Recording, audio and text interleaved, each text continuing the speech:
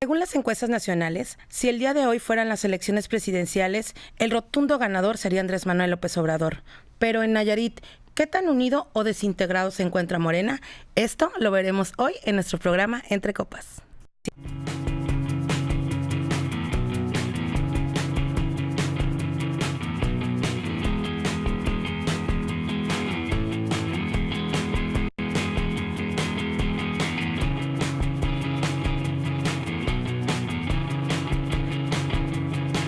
Hola, ¿qué tal amigos? Muy buenas noches. Bienvenidos a una emisión más de su programa Entre Copas. Como todos los martes me acompañan mis compañeras conductoras, Erika Moreno, Marcela Hernández y su servidora Lidia Zamora. Y bueno, como lo comentaba Marcela al iniciar el programa, el día de hoy tenemos a un invitado especial, que es el licenciado Nayar Mallorquín Carrillo, que es el presidente del Consejo Estatal de Morena en Nayarit. Bienvenido. Muchísimas gracias, Erika, Lidia, Marcela, por este espacio que nos dan. Para nosotros es muy importante el poder llegar a todo su auditorio y ahora en esta etapa de campaña pues poder comentar algunas cosas que suceden a nivel nacional y a nivel local. Y vaya que suceden muchas cosas. Y sí. Pero entrando al Estado, entrando en materia, mucho se ha hablado en estas elecciones de apoyar a las mujeres, de apoyar a los jóvenes, pero ¿qué pasa cuando nos encontramos a cuadros como Geraldine Ponce, que no tienen ni idea, ni conocimiento, ni experiencia política, ni tampoco saben cómo legislar? Bueno, yo pienso que el caso no solamente de Geraldine, sino también de otros jóvenes que han incursionado en política, pues son situaciones inherentes, nadie sabe o nadie empieza conociendo, y me parece que es mejor equivocarse en el camino y poder generar un proceso también de mucho con estos jóvenes de aprendizaje que nos permitan pues poner siempre a los jóvenes en un primer término. A mí me queda claro que Geraldine va a crecer, es una mujer que ha sido, es una ingeniera, que su instrucción escolar pues la ha completado, y me parece que en esta parte política debemos de apostar por los jóvenes, independientemente de que se equivoquen. Me parece que es mejor eso a excluirlos y a que tengan y que tomen riesgos en la parte política. Entonces, si tú me preguntas por Geraldine, me parece que hay que estar haciendo un esfuerzo porque estos jóvenes estando o siendo candidatos, pues también generen la parte también o puedan ser personalidades que a la par de que van siendo candidatas puedan ir mejorando en la parte política, ideológica. Entonces yo estaría más por apostarle a que fueran excluidos. ¿Crees que México esté preparado o esté viviendo una época en la que se ocupen legisladores, en este caso, por ejemplo, Geraldine, que es que va para candidata o es candidata para una legisladora federal, que no sepa y que le apostemos a alguien que quiera aprender en el camino? Digo, no es malo aprender, obviamente, pero creo que México no está como para tener legisladores que quieran llegar a aprender apenas, porque si recordamos, Geraldine es muy inteligente, como lo es de hermosa, pero no tiene tablas políticas. Y creo que México no ocupa eso. Creo que México ocupa jóvenes bien preparados, y los hay. ¿Por qué en Morena no se le apostó a esos jóvenes que sí saben? Definitivamente hay México no es... México tiene un sinnúmero de jóvenes a los que hay que apostarles, y que cada perfil evidentemente pues tiene sus propias capacidades. En el caso de Geraldine me parece que es una mujer que tiene el conocimiento. Estoy de acuerdo en que el llegar a la Cámara de Diputados representa un compromiso extra, eso me queda claro. Sin embargo, como te comentaba, me parece que hay que apostarle no a que se excluya a los jóvenes, sino a que en el camino podamos buscar la manera de que Geraldine sea una muy buena legisladora.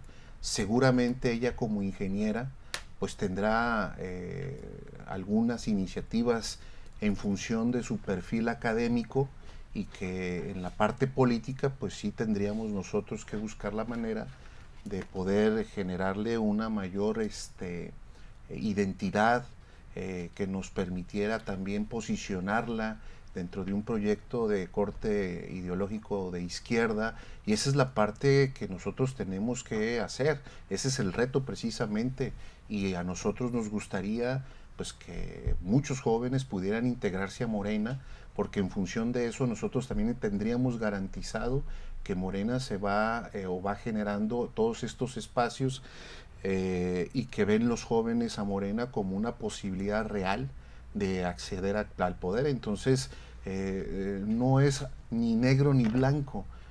Creo que dentro de ese negro y blanco hay muchos matices en donde se incorpora gente de todo tipo no de ideologías, pero pues unos más preparados que otros, y la función del partido pues es precisamente generar una homogeneidad en donde la mayoría de los que se incorporan a Morena puedan tener el mismo nivel en el debate, en el pensamiento, y esa es la parte a la que nosotros le estamos apostando. Nos queda claro que los requisitos los cumplió Geraldine, ¿no? Que es obviamente la nacionalidad, la residencia y la ciudadanía. A lo que nosotros vamos enfocando la pregunta es ¿cuál fue el asidero por el cual Geraldine llegó a la candidatura por Morena? O sea, ¿cuáles fueron los puntos, cuáles fueron los atributos o el perfil que hizo que fuera asignada como candidata de Morena para diputada federal del 2º distrito?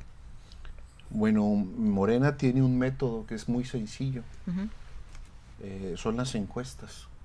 Al interior se registra todo mundo. Okay. Quien tiene interés en ser candidato puede acudir a la oficina de Morena, registrarse, pero entendiendo de que las reglas son esas. Quien esté mejor posicionado en una encuesta es quien tiene la posibilidad de ser candidato. A diferencia entonces de otros partidos que conocemos, sí. Que de repente porque a lo mejor es el hijo, el amigo, la esposa y demás, entonces Morena sí hace caso a los números, o sea, Morena sí escucha entonces sí deja a la que gente. Levanten las manos en el interior del partido, o sea, digamos, como lo comentabas ahorita, que si tiene la aspiración de ser candidato y se siente con las tablas y la capacidad para poder representarnos en la Cámara Baja, siendo como representante federal, un diputado federal, puede decir yo, o sea, no hay un análisis en el perfil, digamos. Lo ideal que sería que hubiera una elección interna, que los militantes decidieran, pero también eso genera mucha convulsión. O sea, el método intermedio, en vez del dedazo y de generar convulsión al interior, porque una elección interna genera una confrontación entre sus militantes. Sí, entonces, intereses personales, ¿no? Ciertos grupos políticos. La opción que tuvimos, que se generó fue, vamos viéndonos una encuesta, que no es lo ideal, no es lo ideal. Porque puede ser el más conocido, pero no el más preparado, no el más querido. Nosotros también creemos que se deben de medir los negativos. Claro. ¿no? Porque, pues, sí, nada más ven el posicionamiento, pero igual la intención de voto queda fuera, ¿no? Entonces esa es la parte que tenemos que ir afinando, ¿no? Morena es un partido que nace en el 2014 y que como un partido nuevo, pues necesitamos ir afinando todos esos métodos que nos permitan en algún momento tener a los mejores candidatos. Por lo menos entonces nos queda claro que es una mujer preparada, que tiene estudios, que tiene una licenciatura, bueno, y hemos visto, ¿a cuántos no hemos visto que no tienen ni siquiera la prepa terminada y nos están representando tanto en la Cámara Alta como en la Cámara Baja, ¿no? Entonces, pues sí, pero obviamente como sociedad, obviamente claro, la sociedad se merece a un buen y más porque obviamente vemos que existen muchos cuadros políticos dentro de nuestro estado que igual son jóvenes, que están preparadas, que tienen el perfil político y que obviamente hubieran sido los perfiles idóneos para que puedan ser aspirantes y por lo pronto participar en este proceso que estamos viviendo para poder acceder a este cargo público que es la Diputación Federal y representarnos a todos los tepicenses en el del Distrito 2, pues bueno, obviamente que sí sería lo ideal que obviamente cubrieran esa parte de capacidad política, profesional y sobre todo lo que es el sentir social, ¿no? De las necesidades que tienen los ciudadanos. Pues bueno, el pasado domingo, hace 8 días, observamos el debate de los candidatos a la presidencia. vemos que obviamente, bueno, lo que dicen los medios nacionales, las encuestas, Andrés Manuel no ganó el debate, según la mayoría de las encuestadoras y de los que se dedican a los medios de comunicación, a los números y todo ese tipo de cuestiones, no gana el debate. Sin embargo, vemos que Andrés Manuel no baja en las encuestas, y al contrario, sube. ¿Tú qué crees? ¿A qué se deba? Hay varias circunstancias. Yo creo que sí ganó. El simple hecho de no perder es ganar. Si hubiera bajado en las encuestas, entonces sí hubiéramos pensado en que quien ganó fue Mido Anaya, pero el hecho de no perder puntos significa que te mantienes y que la distancia entre el primero y el segundo pues es de 2 dígitos. ¿Cuál? Bueno, pues ya lo veremos en la elección, pero me queda claro que el hecho de no perder puntos te da un posicionamiento que bueno, pues vienes arrastrando desde que inició la campaña o desde mucho antes. ¿Cuáles son estas condiciones? Yo creo que en principio es el hartazgo social. Hay una serie de situaciones, bueno, pues te platico, durante más de 30 años hemos estado inmersos en un proyecto político-económico que es el asunto neoliberal. Andrés Manuel, desde que fundamos Morena, ha denunciado una y otra vez, ha recorrido el país no sé cuántas veces y ha advertido que este modelo económico lo único que ha traído es pobreza y desilusión. Y lo hemos visto, en 30 años la brecha entre ricos y pobres cada vez se abre más, cada vez son menos ricos y cada vez la base de pobres es mucho más. Entonces este hartazgo del cual yo te hablo tiene que ver en la parte pues económica. Te pongo un ejemplo, por ejemplo, en 1980 el poder adquisitivo, ¿no?, de un trabajador te alcanzaba para comprar 50 kilos de tortilla con el salario mínimo. En la actualidad te alcanza para comprar entre 6 y 7 kilos. Entonces esa parte de la pérdida del poder adquisitivo pues le pega a todas las familias. A la economía, claro. El kilo de tortilla en el 2005 estaba el kilo en aproximadamente 6 pesos con 50 centavos y en algunos lugares del país se ha llegado a comprar hasta, ahora en la actualidad, hasta en 18 pesos. Ha aumentado más del 90%. Eso es en la parte económica, en la economía familiar, pero si hablamos en la parte política, en donde estos gobiernos que han sucedido a Salinas, Cedillo, Fox, Calderón, chalala, lo que nos han prometido precisamente con este proyecto económico es salir de esta pobreza y nos han recetado medidas impopulares, estas reformas estructurales que se nos dijo que íbamos a llegar al primer mundo. Ayer o antier tenía una entrevista en donde yo les ponía de ejemplo que con Salinas nos prometió que acceder al Tratado de Libre Comercio nos iba a garantizar el acceso a mejores condiciones de vida, el reformar el artículo 27 constitucional que tiene que ver con el ejido, en donde al tener ya la certeza de la tenencia de la tierra, pues los productores, los campesinos iban a tener prosperidad, bonanza, y ahora el campo está más abandonado que nunca. ¿Qué es lo que sucede? Pues que los campesinos que tenían tierras como producto de la dotación, pues las han estado vendiendo, rentando. Sí, no es que fueron despojados. Y esto genera una migración a las grandes ciudades como México, como Guadalajara, pero últimamente el fenómeno de 20 años para acá es irse a Estados Unidos. Entonces todo esto ha generado un problema, es un círculo vicioso. No crecemos, no nos desarrollamos económicamente, por eso yo le comentaba en aquella entrevista a estas personas que el eje transversal del proyecto alternativo de nación tiene que ver con el crecimiento económico. Si no hay crecimiento económico en el país, bueno, pues somos presa de todo tipo de cosas. Entonces, esa es la parte que yo creo que se diferencia muy bien de la parte de los proyectos de Mido, de Anaya. Mientras que ellos quieren mantener esta política económica de depredación, lo que nosotros buscamos es precisamente que el Estado, ¿no?, genere estas condiciones de igualdad en aquellas zonas en donde no puede. la ley de la oferta y la demanda, generar un asunto de vida, pues cuando menos de por lo menos digna. O sea, realmente, ¿a cuánto está el salario mínimo? 86.36, 88, por ahí anda. Menos de 90 pesos. Cuando vemos la canasta básica, o sea, ni 3 cosas compras, ¿no? Entonces, imagínate una familia, ¿cómo se mantiene? Pero bueno, pues bueno, yo creo que eso es lo que tú comentas, que ha hecho la diferencia en el que Andrés Manuel en ese proceso electoral se mantenga en ese el lugar que tiene, en los números que tienen las encuestas, que ha sido el hartazgo social, la falta de tacto social del gobierno que nos ha representado. Pero, ¿qué más, Nayar? O sea, yo digo, la verdad es de que ves el hecho de que Andrés Manuel en el 2012 tenía un posicionamiento muy fuerte en la zona sur de nuestro país, y hoy Andrés Manuel la creciente la tiene en la zona norte, ¿no? ¿Tú qué crees que se debe? Aparte del hartazgo, ¿qué otro tema crees que esté jalando a que obviamente la gente voltee a ver como una opción para que sea nuestro próximo presidente, Andrés Manuel López Obrador? Bueno, uno de esos aristas que les comentaba es eso, ese gran hartazgo en donde se suman priistas, panistas, gente sin partido, que ven a Andrés Manuel como una posibilidad real. ¿De cambio? Una alternativa, claro, totalmente, ¿no? Por la otra, es un liderazgo que conecta muy bien con el pueblo.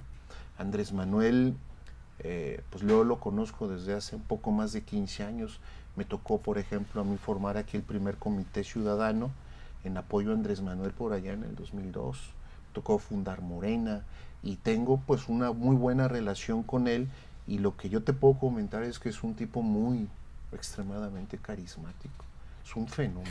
No hemos tenido el gusto de conocerlo, pero pero aprovechando que te vamos a comprometer para que nos puedas conseguir una entrevista con Andrés Manuel para ver la oportunidad. Para ver si tenemos esa misma visión, digo, porque es tu amigo de muchos años. Sí, pero licenciado, es un fenómeno, ¿no? dices que el candidato tiene mucha cercanía con la ciudadanía, y que la ciudadanía lo quiere y lo respeta y lo sigue. Lo mismo veíamos con Maduro, y les fue como en feria.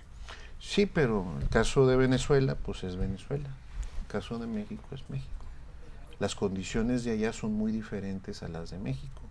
Yo te puedo decir, por ejemplo, que todo el cono sur, en los 80s padeció de dictaduras militares. Aquí no. Entonces, el querer comparar a México o a Chávez o a Maduro con Andrés Manuel, pues son condiciones extremadamente diferentes. Aquí jamás hemos tenido una dictadura militar, cosa que en Perú, Venezuela, Chile, Argentina, Brasil, todo lo que fue el proceso de transición fue a través tuvieron una dictadura militar. El querer pensar que México con Andrés Manuel se pueda venezualizar. Sí. ¿Está bien dicho? Gracias, Rea. Agréganos esta palabra, por favor. Sí. No, porque Andrés Manuel ni es militar, pero además entiende muy bien toda esta parte de la política internacional.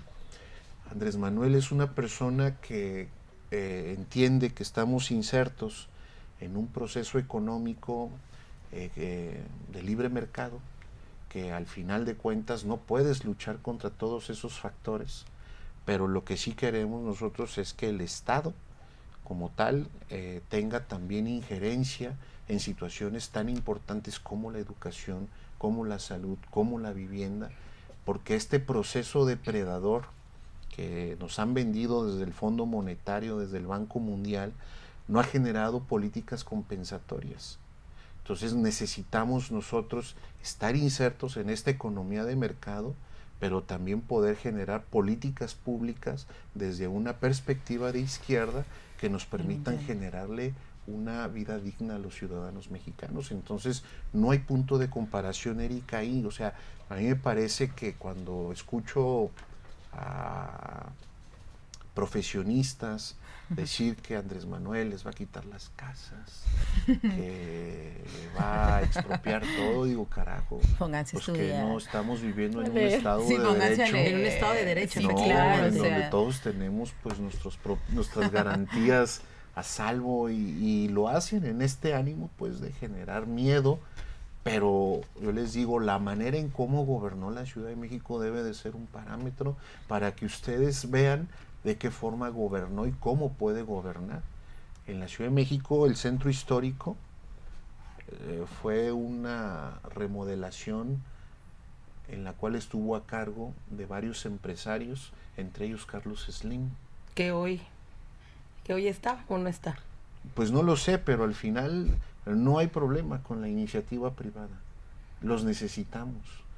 Ellos generan empleo. Así es. Ellos son un motor importante en la economía, pero nosotros sí necesitamos ayudar a toda esta gente que por una u otra razón no ha tenido la suerte de nacer en una cuna en donde se le tenga garantizado todo lo que dije: la salud, la educación, el empleo. Ok, precisamente en ese tema que acabas de tocar, de que obviamente Andrés Manuel López Obrador, pues bueno, ya tiene experiencia como gobernante, pero durante estos últimos 12 años se ha sido la oposición más importante en nuestro país. ¿Cuál es la diferencia que puede haber entre ser oposición y ser gobierno en el claro caso inminente, que obviamente, como dicen las encuestas ahorita, Andrés Manuel fuera presidente? Todas, porque a partir de ser gobierno tú tienes la posibilidad de gestionar todas las políticas públicas en función de de la forma en cómo crees que deban de ser, desde una perspectiva de izquierda. Entonces la diferencia es abismal. No es lo mismo ser oposición que ser gobierno, eso está claro. Entonces lo que nosotros estamos buscando pues es gobernar en función de lo que nosotros creemos que debe de ser lo correcto. Fíjense, hay un libro que me gustaría recomendarles, que es de Giovanni Sartori, que se llama Izquierda y Derecha.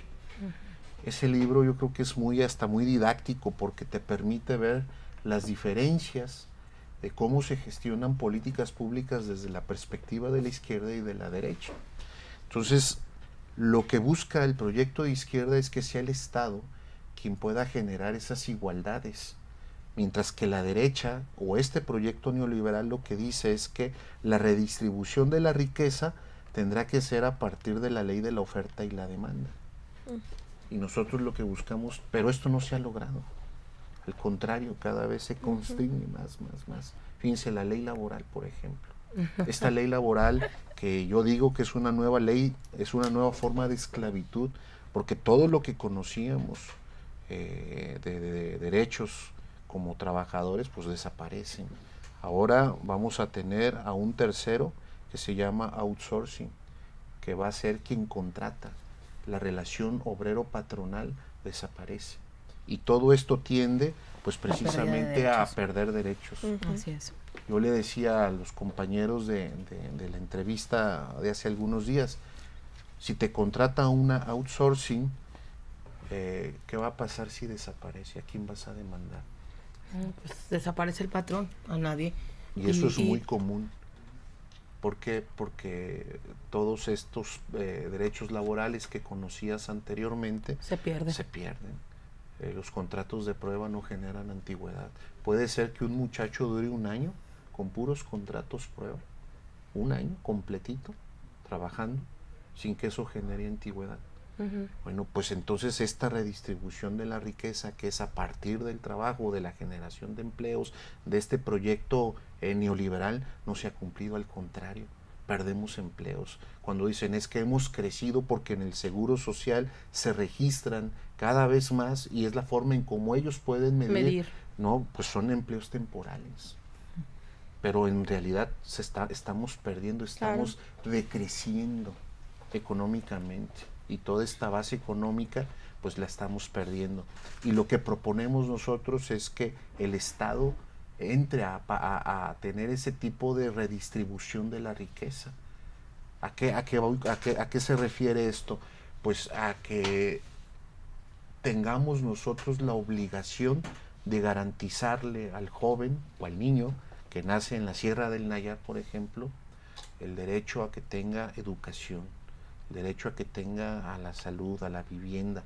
Y como nosotros no estamos peleados con la iniciativa privada, pero sí tenemos como Estado, como gobierno, el derecho de garantizarles, tenga o no tenga dinero. Si tú tienes dinero, bueno, pues tienes garantizado el derecho a la educación en una universidad pública, pero si tú no quieres hacer uso de ese derecho y quieres pagar una universidad privada, pues es tu problema. Pero nosotros tenemos el derecho de garantizarte porque todos somos ciudadanos. Entonces lo que buscamos nosotros desde esta idea de la izquierda, pues es eso, equiparar las igualdades para poder generar pues, procesos de desarrollo que cuando menos se apeguen a lo que marca la ley, a lo que marca, por ejemplo, la ley de derechos, por ejemplo, la ley de derechos de los niños, claro, te dice que son pues son derechos fundamentales y que deben de tener en el tema de la infancia, pero en el tema constitucional, pues bueno, la educación, la vivienda, el acceso a la salud, todo eso. Que son pues, derechos humanos básicos. Exacto, derechos humanos básicos. Y que son los que menos se cumplen, ¿no? Y son los más carentes, o sea, vas a un hospital y pues bueno, ni paracetamol, ¿no? Claro. Entonces, sí, digo, es delicado. Quien tiene el recurso, pues, de alguna otra manera va y paga un hospital privado, ¿no? Pero quien no, pero cuánta gente no tiene ese acceso. La gran mayoría. Exacto. Fíjate lo que está sucediendo ahorita. Ahorita están con esta idea de depredar las instituciones de seguridad social y dicen es que el seguro ya no sirve para nada, es que el ISSSTE, y luego pasan en Televisa a una niña chamagosita, no, diciendo que por falta de medicinas pues no pudieron ser atendida, porque le están apostando a la privatización de la seguridad social, para que nos cueste a nosotros como mexicanos tener una atención médica de calidad. Y lo que nosotros proponemos debe de ser gratuita, el claro, Estado la debe de generar, claro, y lo dice la Constitución, claro, a menos que reforme la Constitución. Es cumplirla, ¿no? Entonces imagínate la política pública que nosotros estaríamos implementando sería reforzar la seguridad social y no desaparecerla. No, que mucha falta, imagínate cuánta gente se quedaría sin atención médica. Pero ¿sabes una cosa? También creo que me voy a ver muy la esfera del poder, ¿no? Iba a decir la cúpula del poder. Puedes decirle la mafia del poder. Mafia del poder. Para estar a tono. ¿Quieres decir la mafia del poder? Para estar a tono. Que tiene dinero, solvencia, ¿no? Y que no va al IMSS, y no va al IMSS, no va al ISSSTE, no va con el doctor Simi, sino que va a sí, es cierto, a un hospital privado. Tú dices, ay, el IMSS está de maravilla, ¿qué tiene? O sea, sí, pero porque tú no vas ahí. Pero si esa cúpula del poder fuera también a sus servicios, o sea, me cae que ellos también apostarían por la salud y por mejorar los servicios de salud. Pero como ellos no van y como ellos no los atienden ahí, ni a sus hijos, ni a sus parientes. Lo mismo de siempre, creo yo. Cuando no conoces la realidad, cuando no vives, cuando no conoces lo que es la necesidad, es muy fácil decir, eliminamos. Sí. Es que están en un escritorio. No, pero además sobre todo porque hay grandes negocios ahí. Claro, pues luego ya te das cuenta de que, por ejemplo, el dueño de las farmacias similares, pues es parte de la cúpula del poder. De la mafia del poder. ¿No? Patrocínanos. No, pero hay que decirlo con todas sus letras porque luego pues resulta que es el hermano del dueño del verde. Y que el verde es aliado político del PRI. Son las fuerzas básicas. Son los grandes negocios. Entonces, cada vez que ¿Tú crees que esas ofertonas eran de gratis? No, me engañas, doctor Simi. No, entonces son los grandes negocios. La salud es el más grande negocio que hay. La gente se gasta todo por ver a un familiar sano, cueste lo que cueste.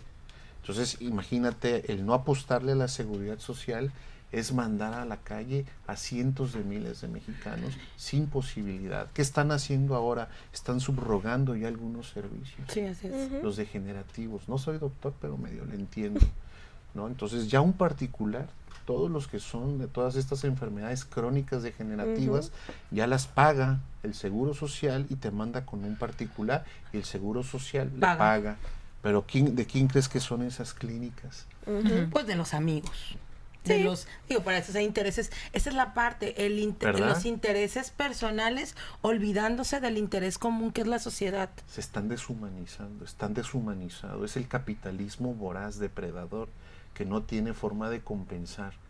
Las guarderías ABC, por ejemplo, en Hermosillo, resultó que eran de una prima de Margarita, subrogado cuando antes el Seguro Social tenía bajo su cuidado o ese derecho a las madres trabajadoras. Entonces todo se ha convertido en un gran negocio.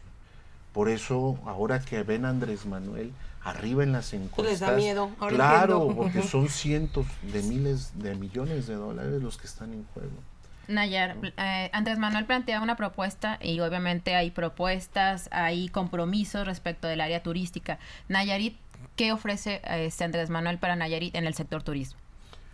Mira, lo que ha estado comentando Andrés Manuel es que él pretende descentralizar, no administrativamente, porque esa es otra connotación, ¿no? Descentralizar administrativamente, sino que todas las dependencias que dependen del poder ejecutivo vayan a los estados o entidades federativas en donde tengan algo que ver. Por ejemplo, dice, la Marina no tiene por qué estar en la Ciudad de México, tiene que estar en Veracruz, ¿no? La dirección de Pemex tiene que estar en Tabasco. Bueno, en esa redistribución, Andrés Manuel ha ofrecido que Fonatur pueda estar en Bahía de Banderas. Y a partir de ahí, pues generar el desarrollo turístico, no solamente para Nayarit, sino para toda la costa del Pacífico, porque es lo que se ha estado quedando rezagado. Lo que se ha venido generando en esta parte del impulso económico, pues es la parte del Golfo, del Caribe, y aunque el Pacífico se ha desarrollado con la parte no solamente turística, sino también de infraestructura portuaria, como es Lázaro Cárdenas, Manzanillo, lo que se tiene que hacer pues es un corredor que nos permita generar esa parte del desarrollo que le hace falta al Pacífico. Hace algunos años, a lo mejor ustedes no se acuerdan, pero se tenía proyectado una escalera náutica, que no sé si Andrés Manuel tenga pensado retomar esa parte. Se tenía proyectada, por ejemplo, un aeropuerto internacional en Las Varas. Para desarrollar toda esa parte, ¿no? de esa escalera náutica, y hay que ver qué es lo que se va a plantear. Todavía no tenemos a detalle cuáles son las líneas que tiene que ver en la parte turística para el estado y para todo el país. Y mira, te lo pregunto porque, bueno, obviamente en el seguimiento que se le da, y yo creo que como todos los ciudadanos estamos haciéndolo a los que son los aspirantes a la presidencia de la República, vemos que Nayarit ha sido uno de los 5 estados que Andrés Manuel ha visitado más. Por eso mi pregunta, ¿cuál era el afecto tan especial que le tiene a Nayarit? Porque es tan... Espero que sea yo.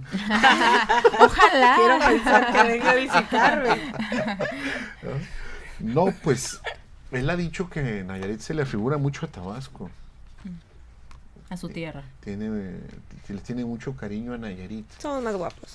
Pues yo, la neta, sí. Saludos a mis amigos de Tabasco. La verdad, sí. Pero... Nayar, yo quisiera hacerte una pregunta, perdón. ¿Por qué una familia nayarita tendría que votar por Andrés Manuel? Si tú nos has dicho en la entrevista que, bueno, yo como madre, te digo, me interesa el tema de salud, por supuesto, de trabajo, salud, trabajo, seguridad social, un saludo, y bueno, toda esta serie de situaciones que nos aquejan como las que somos, como sociedad. Las que somos, por ejemplo, los pilares de... ¿Cuántas madres no son pilares de una casa, del sustento de una casa? Madres solteras o en pareja y demás, o el adulto mayor, los jóvenes. O como jóvenes nosotros, ¿no? ¿Por qué tendríamos que votar por Andrés Manuel? Por 2 sencillas razones. En principio, porque nosotros privilegiamos la parte colectiva sobre la parte personal. ¿A qué voy con esto? De que para un proyecto de izquierda, el hecho de que mi vecino esté bien significa que yo también lo voy a estar. Con este proceso económico neoliberal se ha privilegiado mucho el individualismo. Mientras esté yo bien y mi familia, que ruede el mundo. ¿Qué me importa? ¿No? ¿Qué me importa? Y es cierto, ¿no? Sí. Entonces, esa parte nosotros la invertimos. La parte colectiva para nosotros es mucho más, le damos un valor todavía mucho mayor que a la parte individual. Si la gente está bien, significa que yo voy a estar bien, porque el de enfrente va a tener empleo, va a comprar en la tiendita, va a tener para subirse un taxi y se genera un círculo virtuoso. Bueno, por ese simple hecho, porque el proyecto colectivo nos va a beneficiar a todos, por ese simple hecho yo creo que tendríamos que estar votando por Andrés Manuel, pero también en el detalle en cuanto a las políticas públicas, pues también hay beneficios. En la Ciudad de México, acuérdense que cuando Andrés Manuel entró a la jefatura de gobierno, era de las ciudades más complicadas, inseguras, y que la forma en cómo gestionamos ahí o se proyectó una estrategia fue atender las causas. ¿Cómo? Bueno, Andrés Manuel es un fiel seguidor de que no se puede combatir el fuego con el fuego, que hay algo que está originando que esos altos índices de criminalidad estén afectando la convivencia social. Entonces, ¿cuál es? Pues la pobreza. Vamos atendiendo las causas, la pobreza, y se empezaron a generar un montón de programas sociales. Recordarán, están muy chiquitas, pero todo el mundo le decía a Andrés Manuel que estaba loco cuando decía que iba a generar una pensión a adultos mayores. Y es el tema de todos los partidos. Bueno, ya le cambian nomás el nombre, ¿no? Claro. Decían, está loco, pues ¿con qué presupuesto? ¿Con qué dinero? Y dice, pues es que se roban un chorro. ¿No? Bueno, pues ese programa de 70 y más que echó a andar Peña Nieto o Calderón, ya ni me acuerdo. Es que era así de 65. Ya lo copiaron desde con él. Pero ese programa lo echó a andar Andrés Manuel. Okay. ¿No? Y de manera directa, Andrés Manuel o el gobierno de la Ciudad de México le depositaba a cada uno de estos adultos mayores cierta cantidad, son 1,200 pesos mensuales, y era una pensión universal. ¿Qué significa que sea universal? Que independientemente de si tienes o no dinero, te va a llegar tu pensión. Porque ahorita si estás pensionado, pero las pensiones son de 1,000 pesos. Sí, pero ahorita, por ejemplo, ahorita si tienes ahorita si tienes un apoyo ya no puedes tener acceso a otro. Cuando dijeras, ¿qué otro programa es muy social poquito. implementó Andrés Manuel como jefe de gobierno? Y Que que obviamente seguiría, ¿no? que seguiría, Supongo. suponemos. Claro, pues claro que van a seguir no solamente eso, sino que se pretende que se incremente en algunos programas sociales el recurso, el apoyo a madres solteras, porque también entiende Andrés Manuel que para una mujer es muy difícil criar a sus hijos y salir a trabajar. Entonces también se generó un apoyo a madres solteras para que pudieran aligerarles la vida, y esa parte también continúa, que también fue copiada aquí. Sí, aquí. ¿No? Sí. La parte de prepa, sí, Andrés Manuel echó a andar unas preparatorias para tratar de... pues es muy difícil darle atención a todos los jóvenes, pero todos aquellos jóvenes que eran rechazados de las preparatorias de la UNAM, trataron la Ciudad de México de generar un método que les permitiera pues tratar de absorber, y entonces se generaron estas prepas que se llamaban Prepa Sí, que son pagadas con el presupuesto de la Ciudad de México. Y te puedo decir infinidad de programas sociales tendientes a generar que prácticamente serían los que operan a nivel nacional, estatal y municipales, ¿no? Pero mal, ¿no? Porque dijeran lo copiaron, pero mal, ¿no? No, porque pues es que acaba directo, bueno, a lo que mencionas, Andrés Manuel en la Ciudad de México iba directo, y aquí pues lo vemos que pues cuando como llegan una una mano, cubeta, ¿no? ahí va, ¿De de Conérica pasa Lidia, pero ¿qué crees? Ahí es ya la hubo cubeta, una ¿no? Que merma, llena, otra merma, y otra que cuando merma. ya la voltea son gotitas, ¿no? Lo que cae la ciudadanía. Es que queda claro de que en el país dinero hay. Sí. Está mal administrado. Sí, y entonces en cada saltito, como dice Marcela, la federación se lo manda a los estados y ahí le quitan un cacho. Pues Los estados a los municipios, merma. y ahí le quitan otro cacho, y luego a Y luego donde compran llega, ranchos y no caballos carísimos y cuando llega a la comunidad, No, pues, si eres amigo del que reparte, ya le hiciste. Si no, Pero te si llegó. no te llegó. Es verdad. Mira, la verdad es que ha estado muy interesante la entrevista contigo, y antes de terminarla, ya porque el tiempo nos come ya, bueno, y nos está cortando como siempre, como en todas las entrevistas. Toda la vida, así lo verás. Vamos a hacerte una dinámica súper rápida. Vale. Es de que te voy a decir una frase y tú no me tienes que contestar con una sola palabra. ¿Con una? Con una sola palabra, ok. ¿sale? Pues- Para que te Una. prepares. Una sola. Una sola y directo, y así. tengo que 10 minutos para No, contestar. no, Pero sí tiene que ser muy rápido, muy Minuto y dinámica. medio. No, ni 30 segundos. Aeropuerto de la Ciudad de México. Aeropuerto de la Ciudad de México. Vamos rápido. Importante. Enrique Peña Nieto. Farsante. Proyecto de nación. Necesario. Amnistía. Depende. Jóvenes. El futuro de hoy. Mujeres. Necesarias. Navarro Quintero.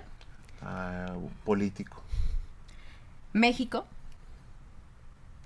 Nuestro país. TLC. Engaño. Partido Revolucionario Institucional. Corrupción. Ricardo Anaya. Farsante. MIT. Preparado. Himno Nacional.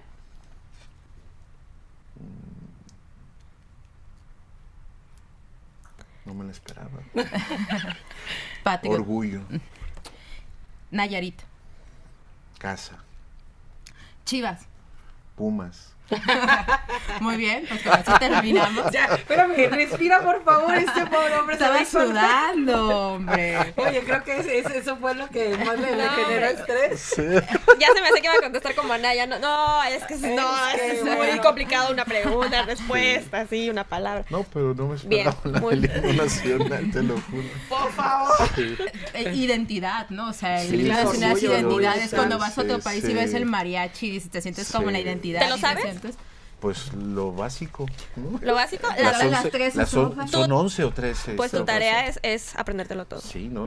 Tenía un ¿Tiene? maestro buenísimo. Saludos al maestro De que- maestro Ocupamos otras Ni tan bueno porque no te lo clases. de educación cívica en la en la Cuando secundaria era les real, daba. ¿quién cuando era? era muy bueno. Se apellidaba Mercado. Me- Creo que todavía vive Javier Mercado. No, Javier Mercado es el diputado. Javier Mercado, saludos Javier Mercado, no sabemos que eras maestro también, pero...